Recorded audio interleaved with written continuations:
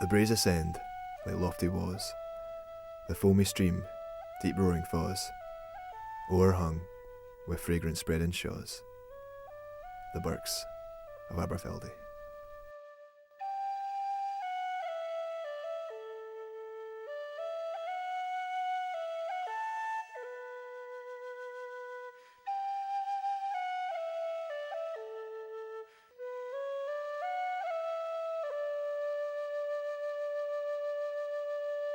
It was built in 1939, so just before it opened, just a couple of months before the Second World War started, and it shut in 1982.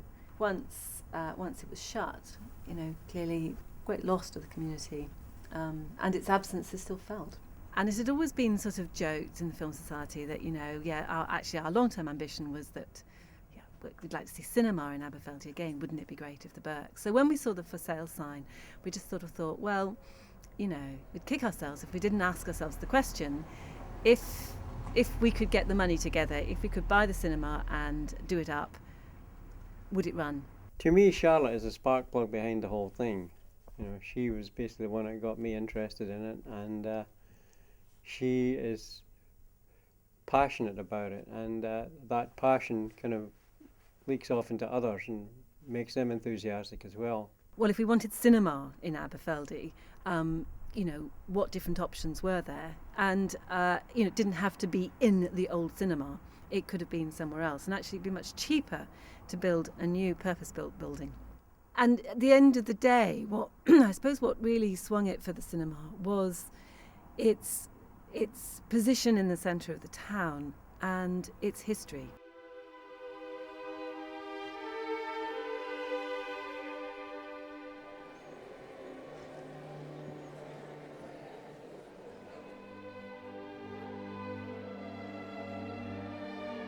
You drink too much. I ain't had a drink since breakfast.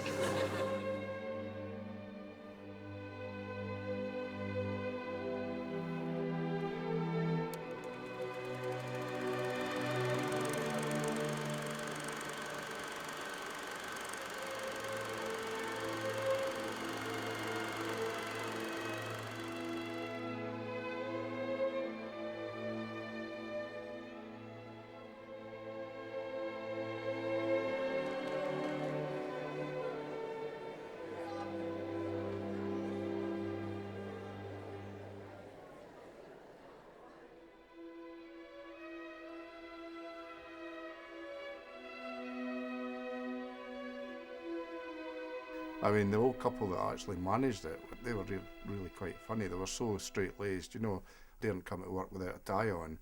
Even when you're a projectionist up where nobody sees you. The wife of the husband and wife team that ran it, Mrs. Walker, she was quite a character. She took no nonsense, she'd put you out as quick as look at you. Quite a small woman, wasn't she? Yeah, but quick on her feet. He made Mrs. Walker do all the running and telling off and everything.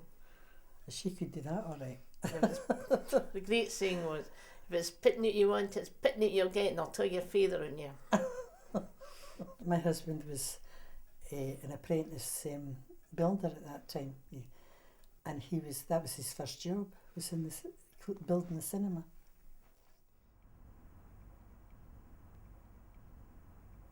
We started, very vague about this, I think it's probably 4 years ago. We've had a lot of help, yes, and we can do with an awful lot more. I think it's a sort of endless, bottomless pit, a black hole of what's required. But we've had fantastic help, lots of support from all sorts of different people. Early on in the whole process, I was talking to somebody at an evening function. He had very strong memories. He grew up here. And he came up to me at the end of the evening and gave me £1 and said, here's your first £1, get on with it. So from the first £1 to people doing a whole raft of different things that people do, we've had a great deal of support.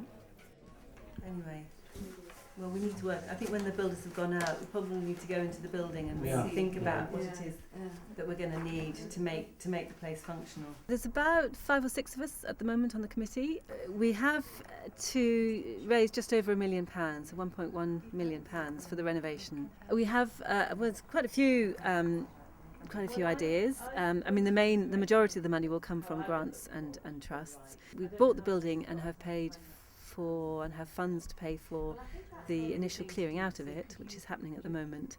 We've raised 450,000 to date, but we have quite a long way to go.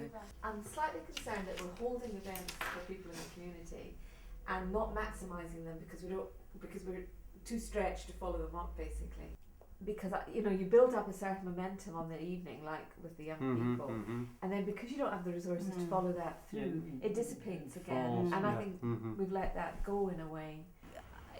It does keep me awake a lot at night, and I'm worrying about, well, what would happen if we can't raise the $1 million, and we actually sat down and thought about that, and so we've sort of set ourselves a target.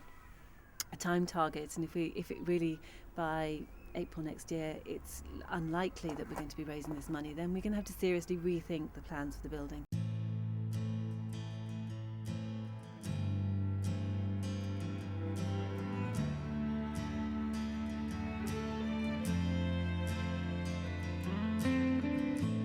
I'm daunted by it, yes. I mean, it's a huge amount of money to be raised for a small community, and that is daunting.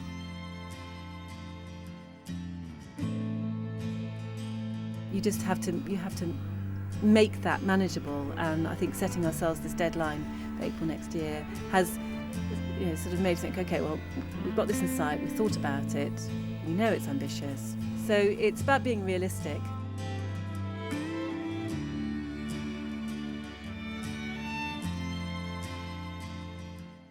When I'm standing in the square and talking to somebody about the cinema, and I look across at that building, and I see it in my head as this, fabulous, functioning building, and knowing that, my daughter could just go to the cinema, or her friends could just go to the cinema after school or something, I just think, God, it's so exciting.